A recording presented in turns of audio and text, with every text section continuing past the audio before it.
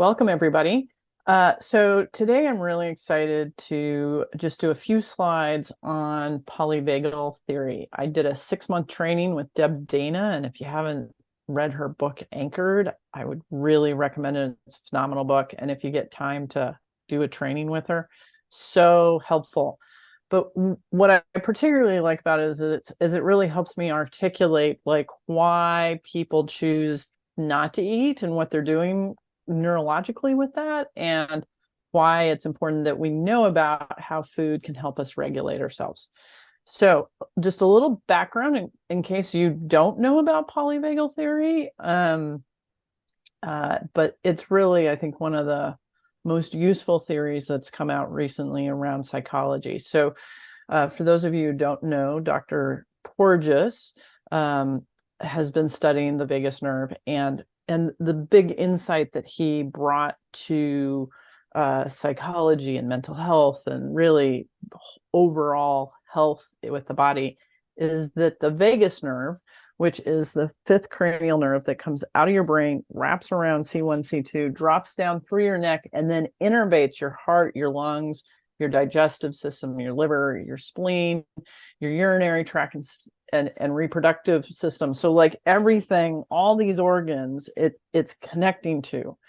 But his big insight is not that the information is going down, it's that the information is coming up, right? And so our entire body is learning, is telling the brain, like, this is what's going on. This is what's going on in the digestive system. And the brain, of course, is sending information down. And the vagus nerve is actually two nerves bundled together and have a evolutionary history. And so there's really three nerve bundles that are kind of mediating our internal experience through the vagus nerve. And so the first one, evolutionarily, came the dorsal vagus nerve. And the dorsal kind of has two modes. It has rest and digest, which it's the main nerve that is connected to our digestive system. And so like it's moving the digestive along, it's noticing what's getting absorbed, it's doing all sorts of important things. But tens of thousands of years ago, millions of years ago, when something bigger than us came along and said, oh, look, that looks yummy, that dorsal nerve went from this rest and digest mode to purge mode, which means that it freaks out and tightens down and stops digestion, and things either go out the back end or out the front end, because if we throw up or shit on somebody, we're not as tasty as we were before. And the other survival mode when that happens is to kind of turtle up, right? So you can see how that would be really functional a long time ago. Don't be tasty, and don't look like you're anything but a rock, right? And so then evolution comes along, or God comes along, and I don't really care, and creates the sympathetic nervous system, which is like, we're going to drop adrenaline in your system, and when we do, you're either going to fight or you're going to run away.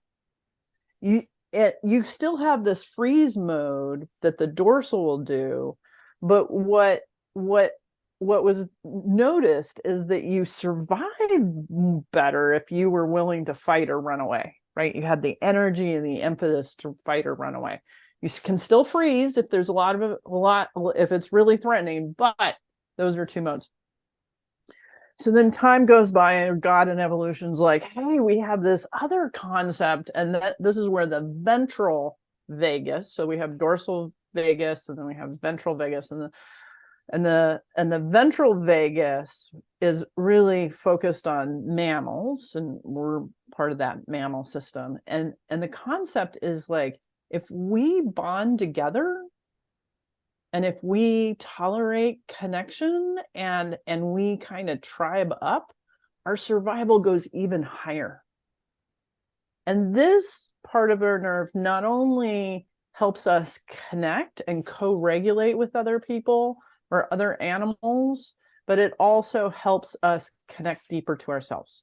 So those are sort of the three tiers, and we get a mix of them. And so we're going to talk about how the mix of them influence our behavior, and particularly around, just briefly around how that affects food. So just as a reminder, so for those of you who have studied polyvagal, how the language generally it's talked about is there's dorsal, sympathetic, and ventral. And there are only three modes. And as somebody who loves biology and physiology, I was like, no, dorsal is not just by turtling up. Like your dorsal nerve is like what keeps our digestive going, and because our digestion's connected to our immune system and inflammation, it's so important. And so I rewrote it, which seems a little arrogant, but like I needed to put it in a way that my brain wasn't fighting it all the time. And so I call it homeostasis dorsal and survival dorsal. And this is physiologically correct. It's not in the clinical useful frame that Deb Dana uses, and she's brilliant. It's not that she disagrees. It's just she's using it for mental health professionals' clinical frame, which she's brilliant at. But I just wanted a little more biology in it. So, and then we have survival, which is where the dorsal nerve is shutting down the digestive system, and really carbohydrates are the easiest thing to get in. And when we shut down our digestive system, we're not hungry, we have digestive complaints, our immune system gets dysregulated, we start to have inflammation, we start to see autoimmune disease. And that's tied with the sympathetic reaction. So okay. Sympathetic nervous system, you should just know that it runs along your spinal column.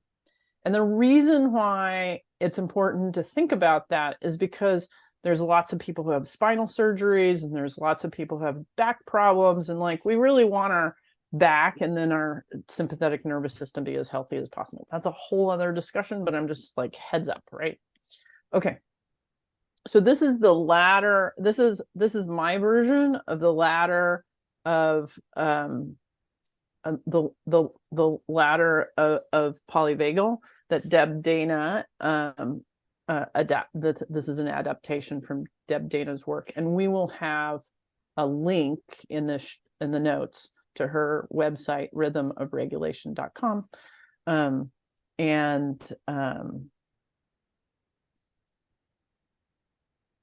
So here's the we're going to start from the bottom and go to the top because Deb insists on that. So there's dorsal survival, right? And we talked about this, and this is dorsal survival. You recognize it when somebody's in it because there's not a lot of choice. It's pretty reactive. And we'll talk, the ventral brake is part of the ventral nervous system, and it goes down and it connects to our heart. Our natural heart rate would be like 110, 120.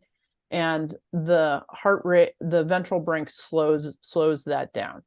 And so sometimes when people are in the survival dorsal or really turtled up, their heart rate is actually really high and they're really uncomfortable, despite the fact of this like full on collapse presentation, right? And so there's withdrawal, isolation, we would call this fatigue. They're like, you point out the beautiful moon the other night and people are like, whatever. You see suicidal ideation. Part of why we see cutting and addictions in this is self-harm actually will then get some sympathetic going, which actually will help them feel better, even though it seems counterintuitive.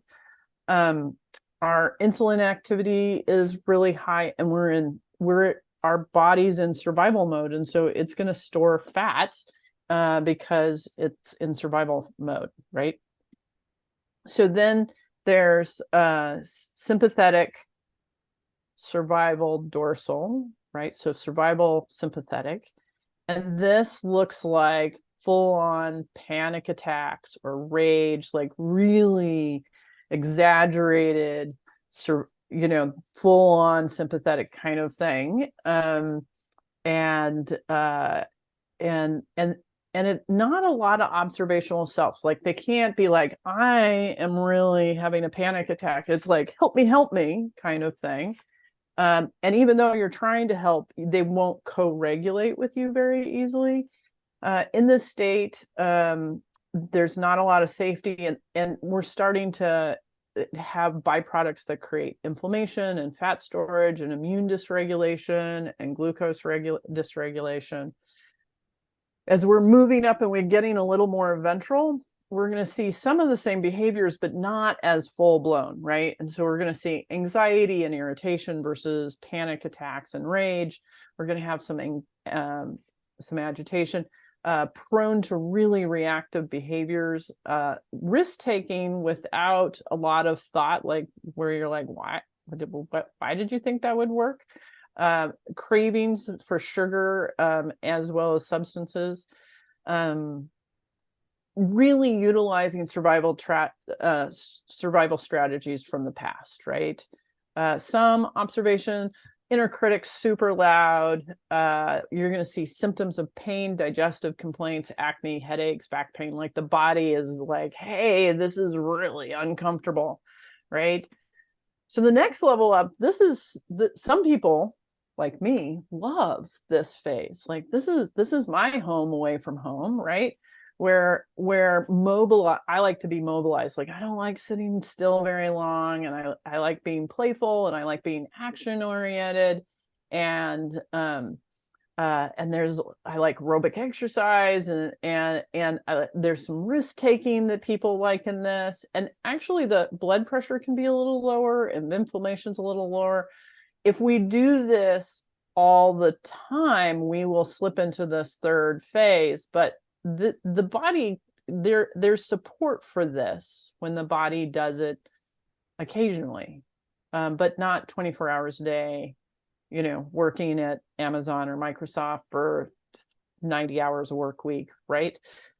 And then there's this last one, which we all need to practice getting into, and this is the ventral vagal homeostatic or homeostasis dorsal, where we have a high degree of choice, we have a strong ventral brake, we have feelings of safety and connection with others as well as ourselves. We can savor the moment. Our digestive system is solidly in rest and digest, and our heart rate's nice and low. Our blood pressure is good. We don't have physical fatigue. And our digestive system and immune system is in a healthy response mode. And so being able to find this in our day is really important to the health and well-being of our body. And it is really hard to find this last region if we don't eat regularly. Because whenever, and for those of you who haven't followed me, you'll have to go see the other videos, but whenever you go too long without food, which for some people is every 3 or 4 hours, they're going to get some sympathetic. And some people, I think teenagers, intentionally don't eat because they want this mobilized sympathetic, because that's what their brain is telling them to do. Like, we got to figure out life, and we got to go out and do things and learn things. And so they don't eat because they enjoy the mobilized sympathetic. But then if they get overstimulated, they start falling into this third realm, and they don't track that they fell into this third realm because they haven't eaten all day, right? And so, learning to help our body and brain stay in these upper two areas is really important. And as we go further down and look at these like very high survival dorsal uncomfortable, generally speaking, I don't see people have panic attacks or rage attacks or become disassociative or really turtle up unless they've gone long hours all day, eating one meal a day without eating. And so one of the things I loved about Deb Dana's work is that it's she doesn't talk about like we should just stay in one of these states. The reality is we're going to move through all of these states on a regular basis. And the question is, do we recognize when we're moving down the ladder, and do we have tools to move up the ladder? Deb gives a whole bunch of really great tools, like catching glimmers, which are the things that make you feel safe, right? Has great tools in helping you come back up the ladder. I just want to add food as one of those tools. So that is my talk, and this is just a reminder of this ventral brake, which is really high on these upper ones and then starts to fade as we go down. And so that's my quick summary of my understanding of polyvagal and how it relates to food. So leave your comments or questions. You can always email in and come to our consult groups. Okay, have a great day. Bye.